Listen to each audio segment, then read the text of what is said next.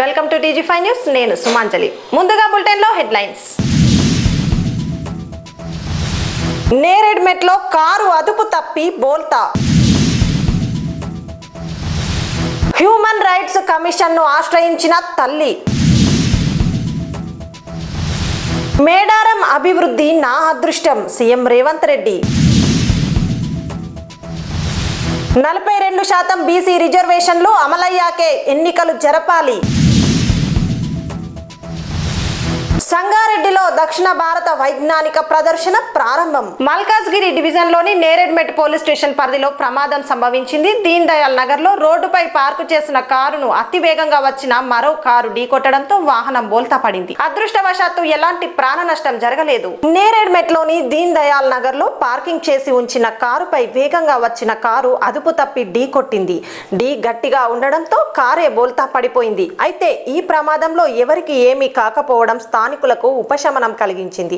సమాచారం అందుకున్న పోలీసులు అక్కడికి చేరుకొని కేసు నమోదు చేసి దర్యాప్తు ప్రారంభించారు.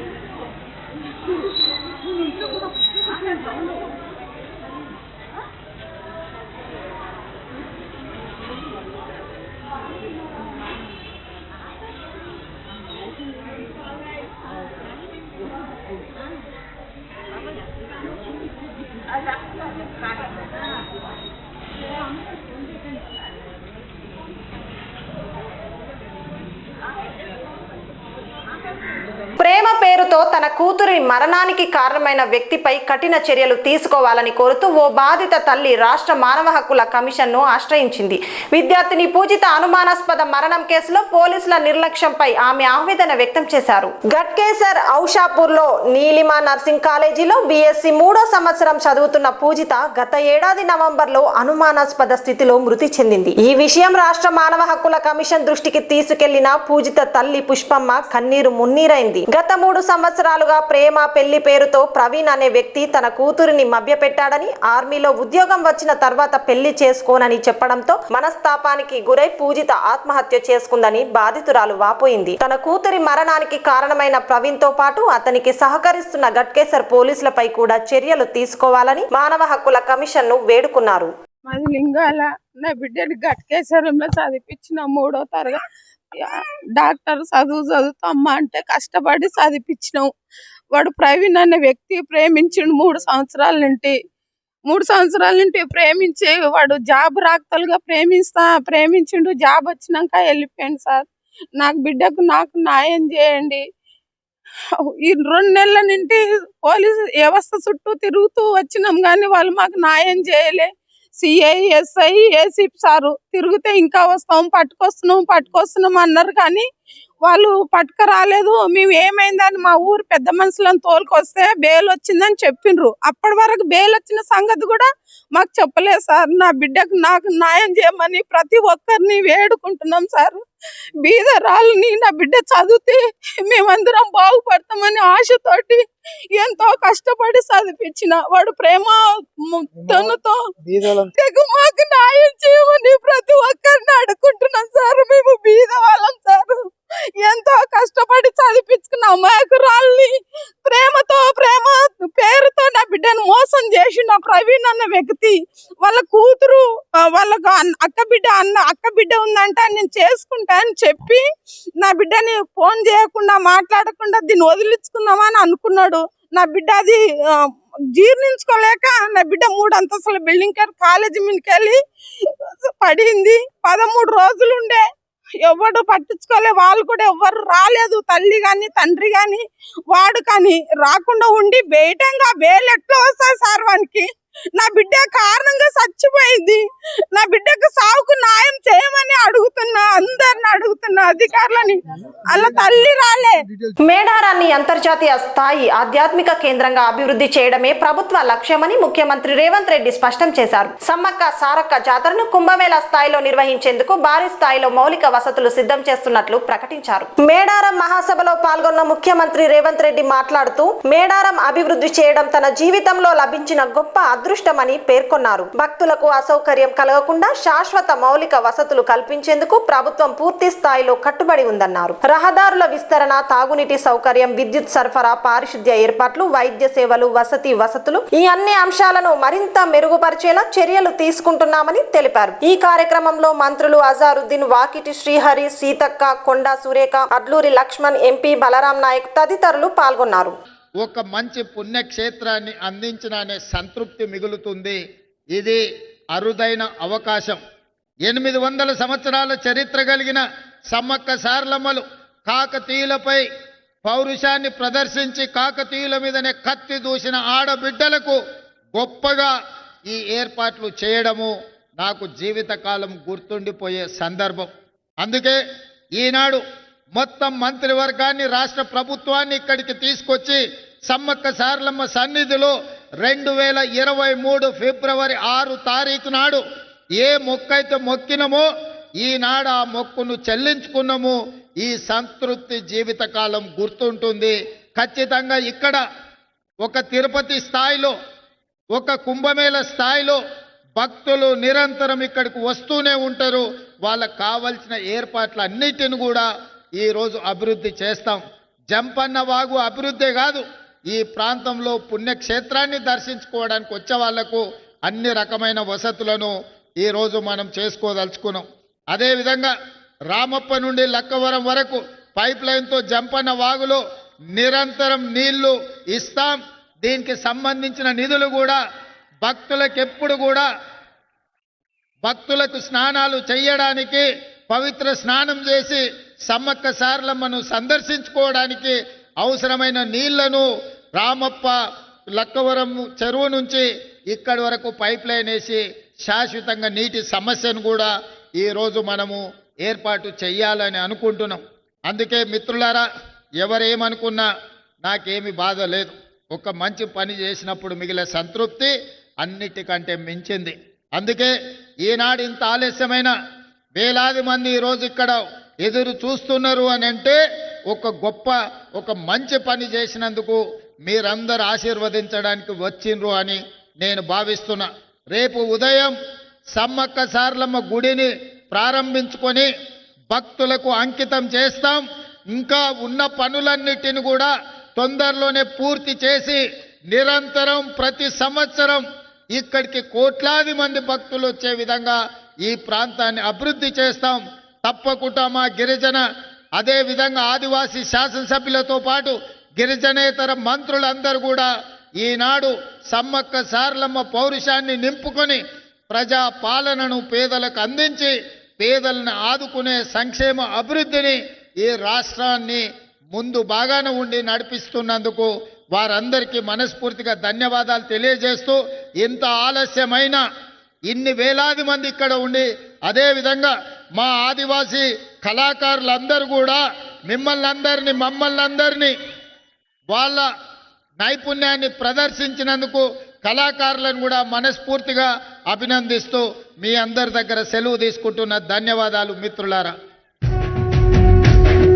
హైదరాబాద్ లో బీసీ రిజర్వేషన్ల అంశంపై ఆందోళన మళ్లీ రాజుకుంది. 42% బీసీ రిజర్వేషన్లు అమల్లోకి వచ్చిన తర్వాతనే మున్సిపల్, ఎంపీటీసీ, జెడ్పీటీసీ ఎన్నికలు నిర్వహించాలని బీసీ జేఏసీ నాయకులు రాష్ట్ర ప్రభుత్వాన్ని డిమాండ్ చేస్తున్నారు. హైదరాబాద్ ట్యాంక్ బండ్ వద్ద అంబేద్కర్ విగ్రహం ముందు బీసీ జేఏసీ ఆధ్వర్యంలో బీసీ సంఘాల నాయకులు నిరసనకు దిగారు. 42% బీసీ రిజర్వేషన్లు అమలులోకి రాకుండా ఎన్నికలు నిర్వహించడం రాజ్యాంగ విరుద్ధమని వారు ప్రభుత్వాన్ని ప్రశ్నించారు. ఎన్నికల ముందు హామీలు ఇచ్చి ఇప్పుడు బీసీలను మళ్లీ మోసం చేసిందని జాజుల శ్రీనివాస్ గౌడ్ కాంగ్రెస్ ప్రభుత్వంపై తీవ్ర విమర్శలు చేశారు. మున్సిపల్ ఎన్నికలను 42% రిజర్వేషన్లు అమలు చేయకుండా జరిగేటువంటి మున్సిపల్ ఎన్నికలను తక్షణమే నిలిపివేయాలని, 42% రిజర్వేషన్లు అమలు చేసిన తర్వాతనే మున్సిపల్ ఎన్నికలైనా ఏ ఎన్నికలైనా నిర్వహించాలనే ప్రధాన డిమాండ్ తోటి బీసీ జేఏసీ ఆధ్వర్యంలోని తెలంగాణ రాష్ట్ర వ్యాప్తంగా అన్ని జిల్లా మండల నియోజకవర్గ కేంద్రాల్లో నిరసన కార్యక్రమాలు చేయాలని చెప్పి పిలుపునివ్వడం జరిగింది. అందులో భాగంగానే ఈరోజు హైదరాబాద్లోని అంబేద్కర్ గారి విగ్రహం దగ్గర బీసీ జేఏసీ ఆధ్వర్యంలో పెద్ద ఎత్తున నిరసన తెలియజేస్తున్నాం. ఈ నిరసన ఇవాళ కాంగ్రెస్ ప్రభుత్వానికి కనువిప్పు కావాలి. ఈ నిరసన కాంగ్రెస్ ప్రభుత్వానికి చిత్తశుద్ధి ఉంటే ఈ నిరసన ద్వారానైనా ప్రభుత్వం దిగొచ్చి బీసీలకు 42% రిజర్వేషన్లు ఇస్తామని స్పష్టమైన ప్రకటన చేయాలి. లేకపోతే అది నెహ్రూ కాంగ్రెస్ అయినా నేడు రాహుల్ కాంగ్రెస్ అయినా వీళ్ళు ఖచ్చితంగా కుక్కతోక వంకర అన్నట్టు ఈ కాంగ్రెస్ అనేది బీసీలకు ద్రోహం చేస్తుంది, బీసీలను మోసం చేస్తుంది, బీసీలను దగా చేస్తుందని చెప్పి ఇవాళ బీసీ సమాజం నమ్మేటువంటి పరిస్థితి వచ్చింది. ఈరోజు మేము అడుగుతున్నాం, గ్రామ పంచాయతీ ఎన్నికలు పెట్టిన సందర్భంగా మాకు కేంద్రం నుంచి నిధులు రాలేదు, అదేవిధంగా కోర్టు మా మెడ మీద కత్తి పెట్టిందని సన్నాయి నొక్కిరు. మరి మున్సిపల్ ఎన్నికలకు ఏ కోర్టు తీర్పులు ఉన్నాయి? మున్సిపల్ ఎన్నికలకు ఏ కేంద్ర నిధులు ఉన్నాయి? 42% రిజర్వేషన్లు పెంచకుండా మిమ్మల్ని మున్సిపల్ ఎన్నికలు పెట్టమని ఎవరు డిమాండ్ చేశాడు? ఇవాళ కావలసి కూడబడుకొని ఇవాళ మీరు బరాబర్ బీసీలను దగా చేయడానికి, మోసం చేయడానికి మాత్రమే మున్సిపల్ ఎన్నికలతో బీసీలకు గొంతు కోయడానికి ముందుకొచ్చారు. నిన్న మేడారంలో క్యాబినెట్ సమావేశం జరిగింది. క్యాబినెట్ సమావేశం జరిగిన సందర్భంగా రేవంత్ రెడ్డి గారు మాట్లాడుతూ చరిత్రలో ఒక బహుజన దేవతల వద్ద, వన దేవతల వద్ద ఎప్పుడు కూడా క్యాబినెట్ సమావేశం జరగలేదు అన్నాడు. నేను అంటున్నా, మేడారంలో జరిగినటువంటి క్యాబినెట్ సమావేశం వల్ల బీసీ ఎస్సీ ఎస్టీ మైనార్టీ సమాజానికి ఏమైనా ఉపయోగం జరిగిందా? బహుజన దేవతల దగ్గర క్యాబినెట్ సమావేశం పెట్టి బహుజనుల మేలు గురించి ఒక్క నిర్ణయమైన క్యాబినెట్ తీసుకున్నదా? తీసుకోలే. కనీసం మేము బీసీలకు చట్టబద్ధంగా రాజ్యాంగబద్ధంగా 42% రిజర్వేషన్లు ఇవ్వలేకపోతున్నాం. బీసీ సమాజం మమ్మల్ని క్షమించండి, మా ప్రయత్నం మేము చేసినాం కానీ అది కేంద్ర ప్రభుత్వం వల్ల కావడం లేదు. కాబట్టి పార్టీ పరంగా ఇది ఎన్నికల పార్టీ గుర్తులతో జరిగే మున్సిపల్ ఎన్నికలు కాబట్టి మేము ఈ ఎన్నికల్లో పార్టీ పరంగా 42% రిజర్వేషన్లు ఇస్తామని నిన్న క్యాబినెట్లో ఎందుకు నిర్ణయం తీసుకోలే? బీసీ రిజర్వేషన్లకు జరుగుతున్నటువంటి అన్యాయం మీద క్యాబినెట్లో ఎందుకు చర్చించలే? బీసీ మంత్రులు ఎక్కడ పోయారు? మీకు నిజంగా బీసీ మంత్రులు 42% రిజర్వేషన్లు తీసుకురాలేకపోతే రాజీనామా చేయండి. రాజీనామా చేస్తే బీసీ సమాజం మిమ్మల్ని ఇలా హత్తుకుంటుంది, బీసీ సమాజం మిమ్మల్ని గుండెలో పెట్టుకుంటుంది. 42%. సంగారెడ్డి జిల్లా కొల్లూరులోని గాడియం ఇంటర్నేషనల్ స్కూల్లో దక్షిణ భారత స్థాయి వైజ్ఞానిక ప్రదర్శన ఘనంగా ప్రారంభమైంది. విద్యార్థుల ప్రతిభ, సృజనాత్మకత ఆవిష్కరణలకు వేదికగా నిర్వహిస్తున్న ఈ కార్యక్రమాన్ని పలువురు ప్రముఖులు ప్రారంభించారు. సంగారెడ్డి జిల్లా కొల్లూరు గాడియం ఇంటర్నేషనల్ స్కూల్లో దక్షిణ భారత వైజ్ఞానిక ప్రదర్శన ప్రారంభమైంది. ఈ కార్యక్రమాన్ని టీజీఐఐసి చైర్పర్సన్ నిర్మలా జయప్రకాష్ రెడ్డి, విద్యాశాఖ డైరెక్టర్ నికోలస్, జిల్లా కలెక్టర్ ప్రావీణ్య కలిసి ప్రారంభించారు. ప్రదర్శనలో విద్యార్థులు రూపొందించిన సాంకేతిక నమూనాలు, శాస్త్రీయ ప్రయోగాలు, రోబోటిక్స్ ప్రాజెక్టులు, పర్యావరణ పరిరక్షణ నమూనాలు ప్రత్యేక ఆకర్షణగా నిలిచాయి. విద్యార్థుల ఆవిష్కరణలు భవిష్యత్తులో దేశ అభివృద్ధికి దోహదం చేస్తాయని అధికారులు అభినందించారు. Present here today from all the 6 states, their respective guide teachers, the jury members of the Southern India Science Fair. I welcome you all to Gaudium School on behalf of the management and on behalf of the district administration. Telangana is hosting this event in a cyclical pattern in 2026, and it is with great pride that we are hosting it today in Sangareddy district and in Gaudium School. We welcome you all to this program, and we are very happy to see that there are more than 400 participants here today with 400 exhibits, and the cream of the entire South, the scientific cream of the South, is today here present in Gaudium School. So I'm very happy to have you all here and to be a part of this wonderful event. Most importantly, I would like to acknowledge the fact that we have come a long way from baking soda volcanoes, from prisons and from capillary action with oil and water which is being displayed. I'm sure VIT director would agree with this, that today's children are more scientifically aligned, they have more of scientific temper, and they're more curious than we were as we were all children. And this is going to be the basis of India's development, India's scientific innovations in the near future. This also aligns with our Honorable Chief Minister's vision of Telangana Rising 2047, wherein we would like to promote scientific temper, experiential learning, not only in our schools but also in our polytechnic colleges and ITIs through our advanced training centers. So every child participating here today, you are representing your state. You are here because of your exhibits and your knowledge, your experience that you have, and also the future potential that you display to the entire jury members and the committees present here. I would like to urge each and every one of you to take a look at every other exhibit present. You're not here just to show your exhibit, but you're also here to learn from every other student participating here, every other teacher, and also from the NGOs who have put forward their exhibits also. So I request you all to go around, take a look at every single exhibit, learn from the experience, and become stronger for the subsequent years. The children participating here today are going to be the visionary scientists of tomorrow. Therefore, I urge the teachers also to guide them and also to support them in their visions. Majority of the models that they've prepared today must be prototypes, but these prototypes might become the real innovations of tomorrow. So I request VITN and also SCRT and School Education Department to provide them the necessary support which will help them build these prototypes further and make them into real inventions and innovations. I thank Gaudium School for providing us the venue and also the support for taking up the Southern India Science Fair in Telangana. I also thank all the supporting institutes like Narayana College, Resonance, and all the CSR donors like Latson and Aurobindo Pharma and Piyush, all of them for supporting us, along with the School Education Department and SCRT for providing us the sufficient budget and the support required to take up this particular program. I also thank all our district officers, press and media, and all the other officials assisting us in taking forward this program.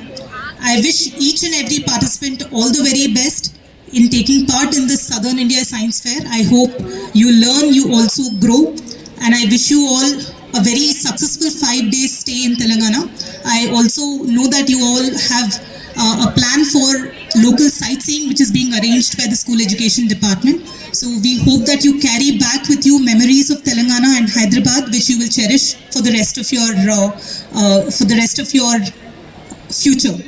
And with this, I would like to thank each and every one of you for participating in this program, and I thank you all for giving me this opportunity.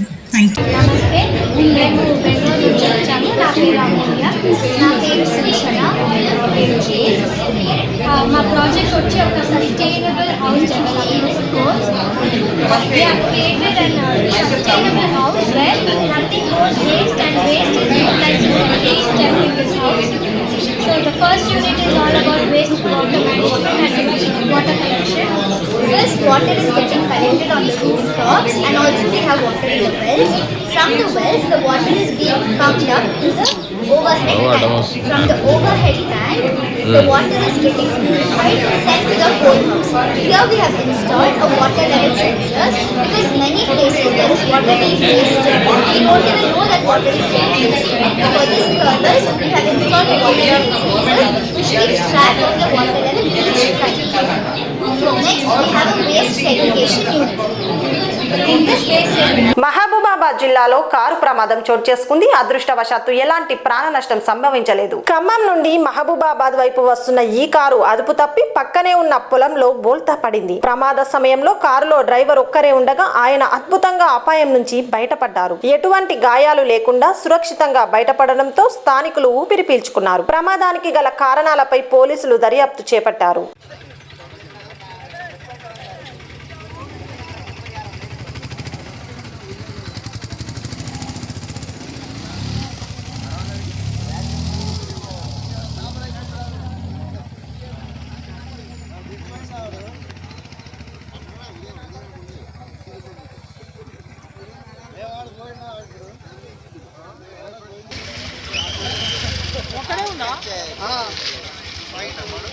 పొలాల్లో car, గాల్లో ఉన్న car పల్టీ కొట్టిన sir పల్లి కొట్టిన sir కానీ వాడు చూడు ధైర్యం.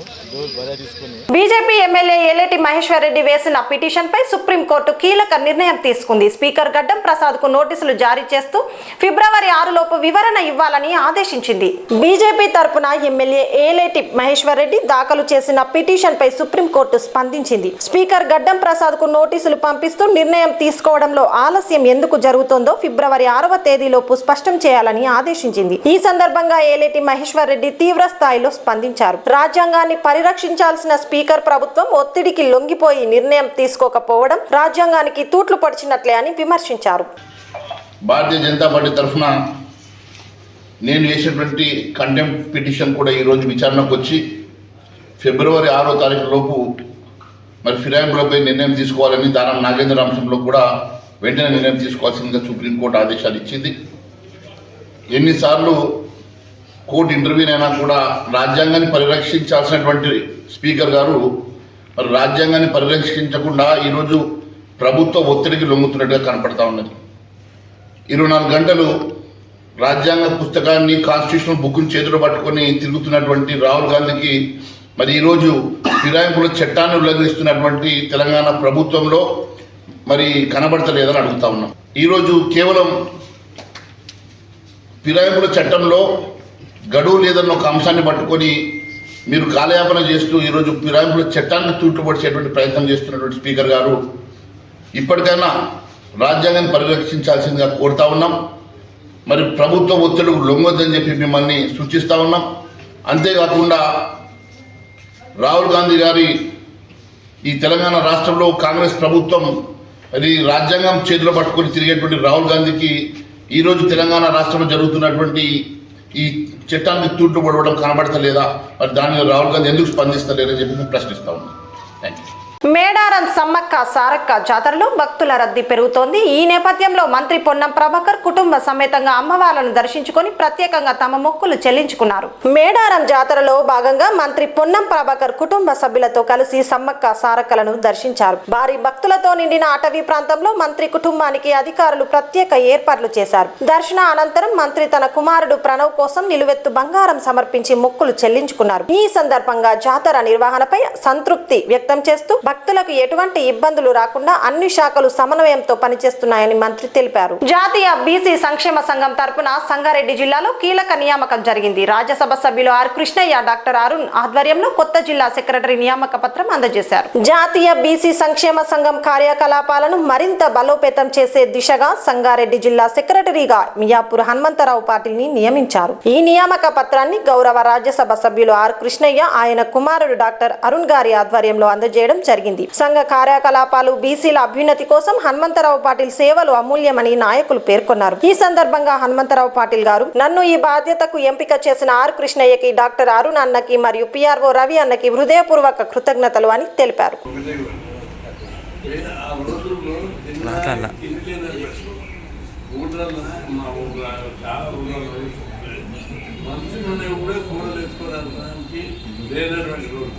ఊరందరూ వండుకుంటే పండుగ అర్థాన్ని పేదరికం పట్టణం లేవు. ఊళ్ళ ఎస్సీ ఎస్టీలు చాలా పేదరికం ఉంటుంది. వీళ్ళు చదవలేదు. ఎట్లా ఆత్మలు పెట్టాలి, గురుకులాలు పెట్టాలి, వీళ్ళు మార్పు చేయాలి, కాళ్ళు సిద్ధం చేయాలని అంటే లక్ష్యంగా పోరాటం చేస్తున్నాను. నేను డిగ్రీ దాకా చదివినా. మన నాయన ఒక వారమోడు అయితే ఆయన చెప్పుకుంటుంది నాకు కష్టాలు అమ్మ నాయన చిన్నప్పుడే 10వ తరగతికి చనిపోయాను. దానివల్ల నేను అనేక ఇబ్బందులు కష్టాలు ఎదుర్కొన్నాను. ఇంటర్మీడియట్ హాస్టల్ నుండి చదివిన, డిగ్రీ కూడా హాస్టల్ నుండి చదివిన. అప్పుడు చాలామంది ఎంతోమంది ఇబ్బంది పడవాలి. హాస్టల్ ఊళ్ళల్లో హాస్టల్ లేక వీళ్ళందరూ చదువుకోవాలి. విద్య ద్వారానే సమాజంలో సమూలమైన మార్పు ఏర్పడుతుంది. విద్యనే పేదరికానికి నిర్మూలమైంది. విద్య ద్వారానే కులాల గౌరవం పెరుగుతుంది. విద్య ద్వారానే కుటుంబాల గౌరవం పెరుగుతుంది. ఈ కుటుంబాల ఆర్థిక పరిస్థితి బాగుపడుతుందని ఆలోచించాను. నేను చదవడం వల్లనే అందరూ నన్ను గౌరవిస్తున్నాను, మా కులాన్ని గౌరవిస్తున్నాను, కుటుంబాన్ని గౌరవిస్తున్నాను. అందరూ కూడా చదివితేనే ఈ కుటుంబాలు బాగుపడతాయి. బులెటిన్ ముగించే ముందు హెడ్లైన్స్ మరోసారి. నేరేడ్మెట్లో కారు అదుపు తప్పి బోల్తా. హ్యూమన్ రైట్స్ కమిషన్ను ఆశ్రయించిన తల్లి. మేడారం అభివృద్ధి నా అదృష్టం సీఎం రేవంత్ రెడ్డి. 42% బీసీ రిజర్వేషన్లు అమలయ్యాకే ఎన్నికలు జరపాలి. ఇవి ఈనాటి బులెటిన్స్. మరో బులెటిన్తో మళ్ళీ కలుద్దాం. అంతవరకు చూస్తూనే ఉండండి TG5 న్యూస్.